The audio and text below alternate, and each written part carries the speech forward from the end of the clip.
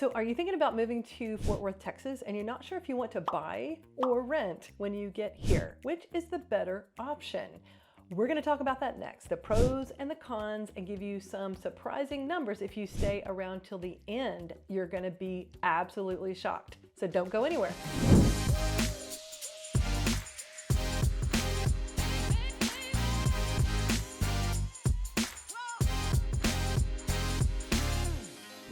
So if this is your first time to the channel, go ahead and subscribe and click the bell for notifications so you can be made aware the next time we put a new video up on the channel. Hi, I am Elizabeth Oliva. This is the Fort Worth Home Tours, and we get calls and texts from people just like you every single day looking to make a move to the Dallas-Fort Worth area. So whether you're moving in 8 days, 8 weeks, 8 months, or even 8 years, I got recently, go ahead and give me a call, send me a text, shoot me an email, or book a Zoom. I would love to connect with you to figure out how I can help you make a smooth move to the Dallas-Fort Worth area and represent you on your home purchase or on your sale of your home. I can do that too.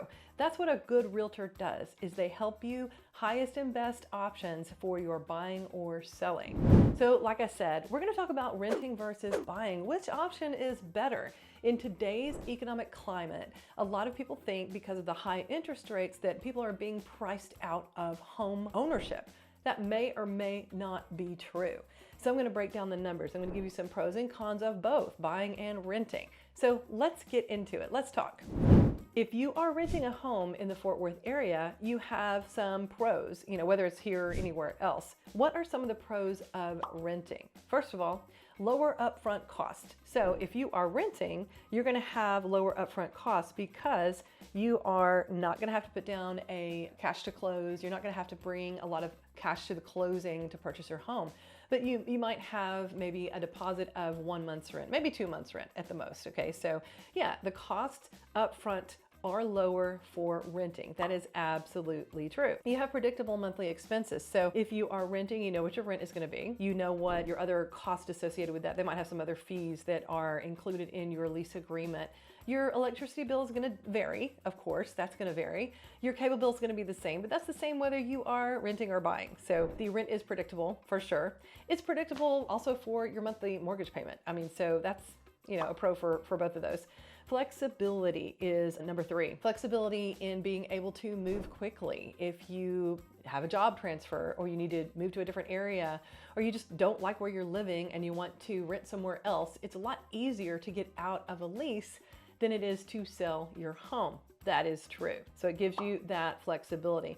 No maintenance or repair costs most of the time. And I say most of the time because, well, if you have a home and you're renting it, you are expected to mow the lawn and do some upkeep. They aren't necessarily going to do that for you. Most landlords are going to ask you to mow your lawn, okay?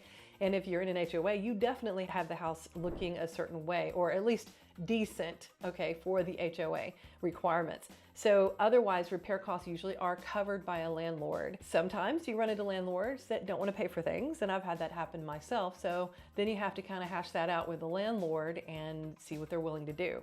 But most of the time they will keep the house up because they own the house and they want the house in good repair, not bad repair, because overall it's better long-term to keep your house maintained for the value of the home. Also, if you are renting an apartment, you're gonna have access to amenities. So you may have a pool, you may have a clubhouse, you may have a co-working space, so there are some advantages for renting because of all of that.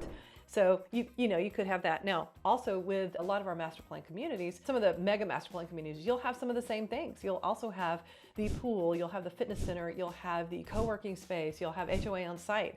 Those things are there with some really good master plan communities. So you can have that both buying or renting. Then you have the opportunity to improve your credit while you're renting. If you're paying less than the income you're bringing in and you have some income left over to pay down debt, you definitely want to do that to get in a better position to buy. You want to have a certain credit score. You want to have a certain debt to income ratio. And I have talked to mortgage lenders who have said the formula is it's about the payment on that debt. So if you have a higher payment, you want to pay off that credit card first and get rid of that payment because they look at the monthly debt to income ratio. So if you have like a $200 credit card payment and you knock that out, that is going to drastically increase your debt to income ratio because it's based on a monthly amount. So keep that in consideration when you're thinking about improving your credit. Talk to lender, talk to a mortgage professional about that. They know people who are in debt repair. They do that kind of work. Maybe they do themselves, and they can give you a timeline. If you're looking to buy and you need to do some things like that, they can give you a timeline of how to clean that up and get ready to qualify for a loan. So you've got potentially lower monthly housing costs, but I'm going to show you that's not necessarily true, and the difference is very small. A lot of people have it in their mind, they have a perception that renting is like half as much as buying, and that's not necessarily true these days, okay? Especially if you are renting a house versus buying a house. So the cons or the negatives of renting: no equity building. You're paying the mortgage for the landlord. They are building equity, not you. Think about that. You're paying their house payment and they are building equity, and they're building wealth on you as if you're renting, okay? Limited control and customization. You're not able to do a whole lot in a home that you rent.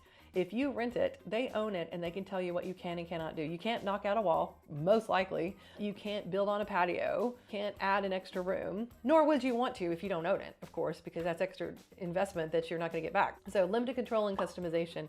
Another con is no tax benefits, okay? So when you rent, you don't get to write off property taxes. You don't get to write off your mortgage interest.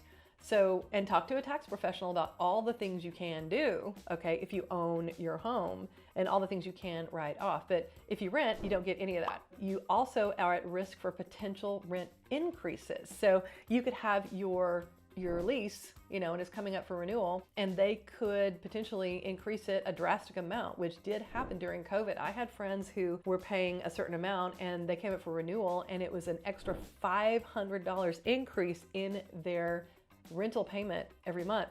They couldn't do it. They had to move in with their girlfriend. So that's crazy, but they couldn't control that. That's the landlord saying, this is what the rent is going to be in this location, in what I own, and you can either pay it or not pay it. And if you don't pay it, you got to leave. So potential rent increases can happen. Lack of stability. That landlord may decide to sell that home out from under you, and they have every right to do that. They could offer it to you to buy, but they don't have to, okay? Unless it's in your lease agreement. I mean, it could possibly be in there, and that's a legal issue. I won't get into that. But most of the time, this could happen where they could say, I'm done having this property as a rental. I want to sell it. And you got to find another place to live. You run into that risk. It's temporary in nature. You don't have the security of owning this long term. You don't know, because of those other factors, you don't know how long you're going to live there. You start to put down roots in a community that you're renting, and then all of a sudden you got to move. It's not cool. So what are the pros and cons of buying? So if you are buying, you are building equity. This is such an amazing thing that you get when you buy a home. You are allowed to build equity over time as you pay down your mortgage, okay? Potentially increasing your net worth because of that. You have stability and permanence. You can put down roots in a community because you own that property. It's a sense of stability for you and your family, for sure. Customization. You do get to knock out a wall. You do get to put on a patio or add an additional room if you want to, depending on the HOA. If you're in an HOA, if they say that you need to go through the architectural committee, you can do that, okay? So you have the potential for appreciation. And in Texas, the appreciation has happened year over year. Some years it's more, some years it's less. I'll give you an example of appreciation in just a few short years. See if I can say that. So on our own personal home, we bought it at the end of 2019, and we purchased it for right around $300,000, $3,025, okay? Right now, 5.5 years later, our home is worth about $400,000. That's almost $100,000 of equity of appreciation. So if we were to sell it right now, we could net about $100,000. Pretty cool, actually. Pretty cool way to build some wealth. You get the tax benefits. You get to write off your property taxes. You get to write off your mortgage insurance, and talk to a tax professional about all the ways you can benefit from home ownership on your taxes. But those are two right there that I know of right off the top of my head, because I do our taxes and I do it every year. Forced savings. When you're paying that mortgage payment year after year, month after month, and then you go to sell your home, you have that equity that's built up, and then you have those net proceeds. It's like putting it in a bank account, you know, 100 grand that you just put in a bank account. It's pretty amazing. So it's a forced way to save, actually. Pride of ownership. You own something now. And that's a non-financial benefit that you're like, wow, I own this, my own piece of real estate that I can take care of and I can improve and I can build wealth with. It's a pride of ownership. So let's talk about the cons of ownership. High upfront costs. So like we said, you know, with renting, you don't have the high amount of cash to close, you know, thousands of dollars you need to bring to the closing table. Home ownership, you do when you buy a home. However, there are some ways to get assistance with your closing costs. There are down payment assistance programs that are out there, and definitely get in touch with me. I know people that can get you connected with all the different options you have if you can qualify for those. Another thing are the builders. The builders are offering a lot of incentives right now, and those are a lot of times tied to their lender, but they do include ways to put money towards cash to close. Anywhere from, like, I've seen $5,000 to $50,000 towards your cash to close. And sometimes your cash to close is not as much as what they're offering, and the rest of it could be put towards something else, as in your design options or buying down the rate. A lot of people might want to go ahead and buy down the rate, a permanent buy down, not a temporary, but a permanent buy down, and then take the rest of it to go towards cash to closing or something like that. So there are ways to reduce the upfront costs of buying a home, for sure. Get in touch with me. I know what's going on right now with all of that. Ongoing expenses, yes, that's something you got to deal with when you're a homeowner. You have your property taxes, you have your homeowner's insurance, you have your mortgage payments, potential HOA fees, yes. HOA fees here in Texas on the low end, $300 a year up to $300 a month.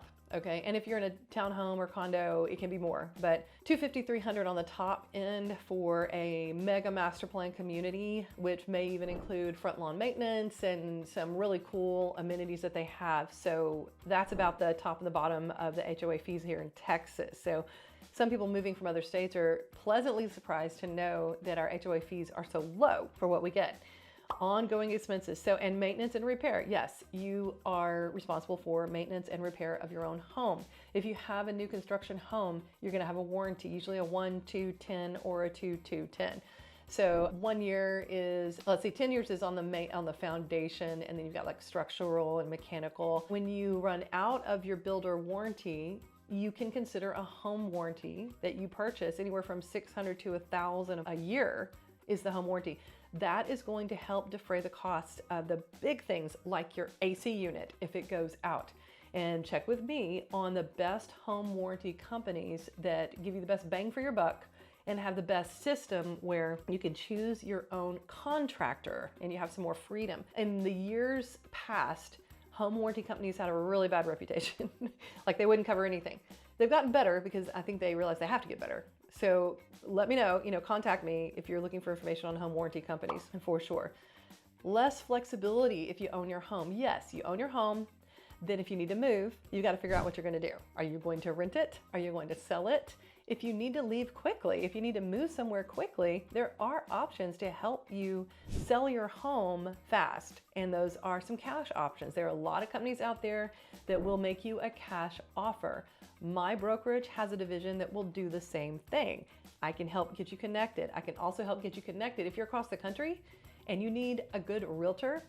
My brokerage has agents all over the country and even internationally. So let me know if I can help you with that. Market risk. Okay, yes, you do have a risk of home values going down and you losing money on your home. But if you're gonna be here for any length of time, the market does go up and down, but home values will appreciate over time, as I showed you with my own home example, okay? So let's look at the Texas numbers. In the last 20 years, Texas real estate overall has increased in value 82%. 82%. Pretty amazing. Why is that? Okay, people have asked me this, calling from across the country. Well, do you see the home prices going down? Do you think they're going to decrease in Texas? And my answer is always no. Let me tell you why, okay? We have a strong job market. DFW region, we've experienced robust job growth. We have companies moving here. That's one of the biggest indicators of real estate is jobs, jobs, jobs. And we have those. We have big companies moving here. We have a lot of economic development.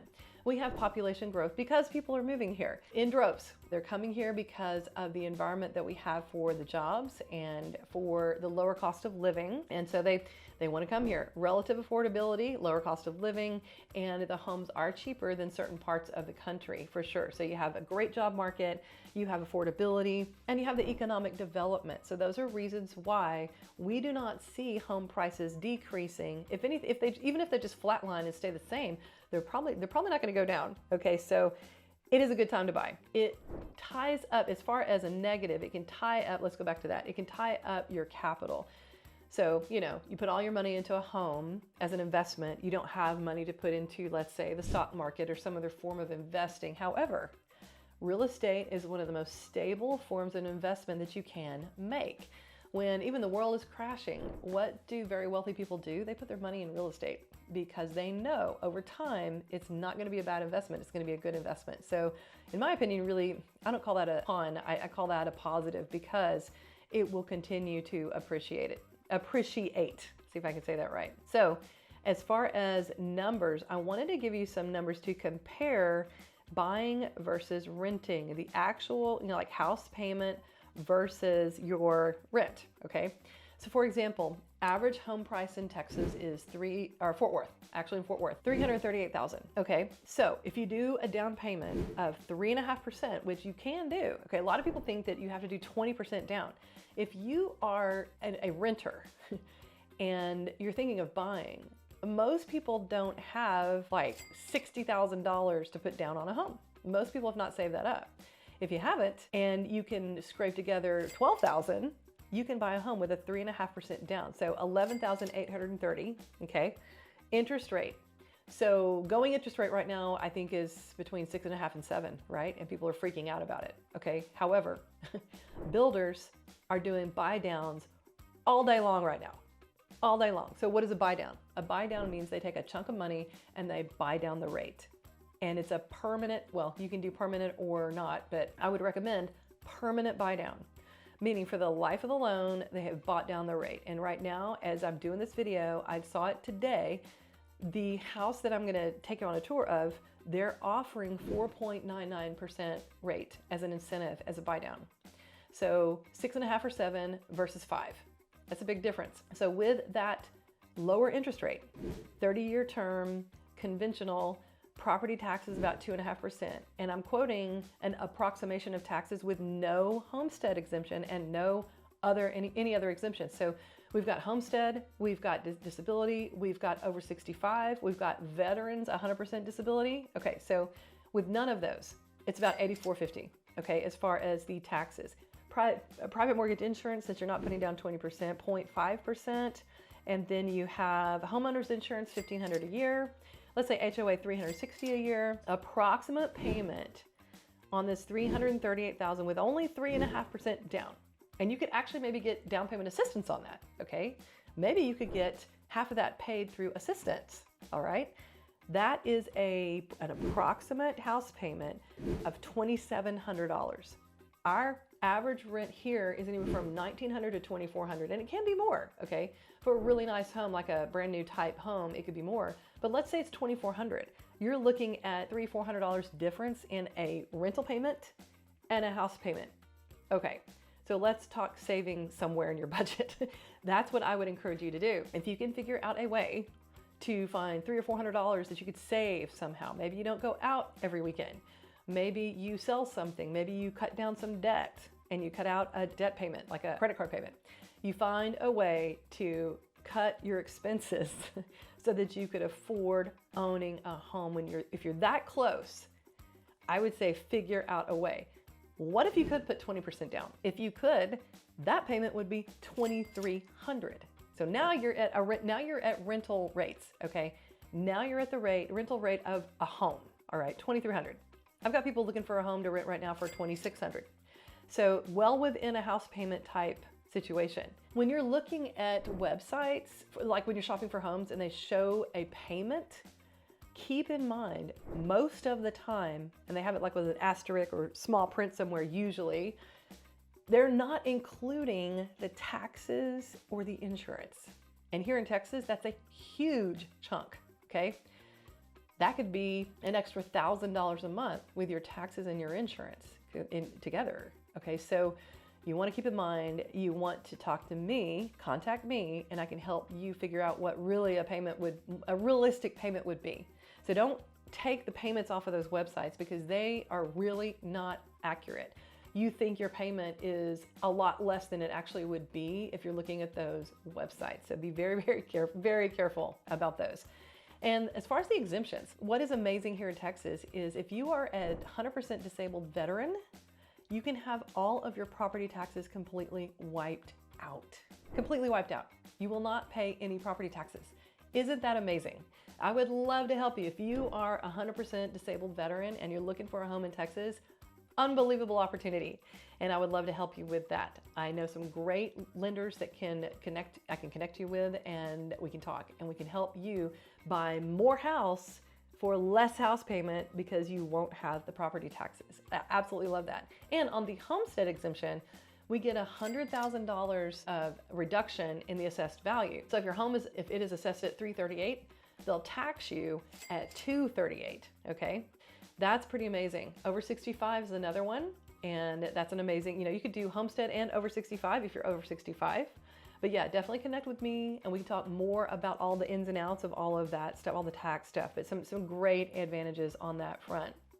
So overall, renting has some pros and cons. Buying has some pros and cons. But if it's close, and you won't know until you really crunch the numbers, if it's actually really close with a rent payment and a house payment, if it's really close, wouldn't it be good to figure out if you could make it happen?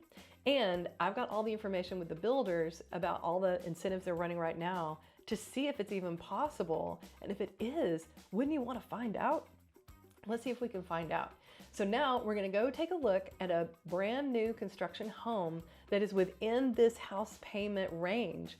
So you can see exactly what you could own that's absolutely brand new and you would own it. So let's go. Welcome to the Fits You model by Meritage Homes. This model that you're walking through is 2,059 square feet, 1 story, 3 bedroom, 2.5 bath with a flex space. Notice the large open concept area here with the beautiful flooring and large beautiful windows with lots of light. You're going to get a package of full sod in the back and the front and the sides of your yard, plus underground sprinklers system. And notice that your spare bedrooms are here in the front of the home and your primary is going to be split and it's in the back of the home. One of the features that I absolutely love about Meritage are their beautifully tiled showers. They do some incredible work here with the shampoo niche. Beautiful tile on the floors. You've got either quartz or granite countertops in the kitchen and the bath, and a beautiful nook for your linens. Another thing that makes Meritage stand out are their energy efficient features of their homes. Here in this bedroom, you're going to see up in the ceiling, they've done a cutout to show you their spray foam insulation, one of their signature features. This drastically reduces the energy cost in your home. And this spray foam is in the walls and in the attic. You're also going to get a tankless water heater and a multi-speed HVAC system. Now in this model, in the Fit You, you have the flex space and a half bath. At Tesoro at Chisholm Trail Ranch, you are going to have a 4th bedroom here in this space that you're seeing, along with a full bath in the same area. And look at this beautiful laundry space. You have a laundry room plus a mud room all in the same area. It's huge. Lots of room here to do whatever you need to do, whether it is just washing and drying or your pets or whatever you need there, your boots, your coats, all in one room. And here in your kitchen, notice these beautiful 42-inch cabinets with the hardware. You don't always get that in brand new homes. Plus you're going to have a gas stove, as you see here. Now I love this pantry, this corner pantry in the kitchen. You have tons of space here for storage. I have seen homes larger than this with half that space, so it's incredible what they've done with that pantry. And as we move into the primary suite, notice you get the ceiling fans. You get ceiling fans in both the living room and the primary, already done and wired, and you have wiring for the other rooms ready to go if you want to install the ceiling fans. And in your primary bath, you are going to have a huge shower. You're going to see that here coming up. Beautiful, huge shower enclosed with tile. And wait till you see this closet. Look at that. Absolutely huge owner's closet. Gotta love it. You've got a nice linen closet tucked back here in your bathroom as well. Lots of storage space. In Tesoro at Chisholm Trail Ranch, you are going to enjoy an amazing tax rate of 2.45%, somewhere around there. And with our new homestead exemption here in Texas, you can take a $100,000 homestead exemption off of the assessed value of your home, which is going to drastically reduce your property taxes, which is a big deal here in Texas for sure. So I hope you enjoyed the tour of the Fitzhugh by Meritage Homes. So what do you think about that home? Did you like it? Did you not like it? Spacious, roomy, new, and it could be yours. And you could be building equity, building wealth by owning a brand new construction home within around the same amount as a rental payment on a house that you could rent. How amazing is that? So if you like this video, go ahead and like the video. That really helps me out. And if I can help you, go ahead and connect with me. The details are below of how to do that. I would love to see how I can help you make a smooth move to this area, Dallas-Fort Worth area. And if you're here and you need to sell a home, to buy a home, or whichever way, I can help you with any of those types of situations. I would love to help represent you and provide my professional services to you as a realtor. So this is Elizabeth Oliva. This is the Fort Worth Home Tours. And until next time, and when you come into town, I hope to show you around.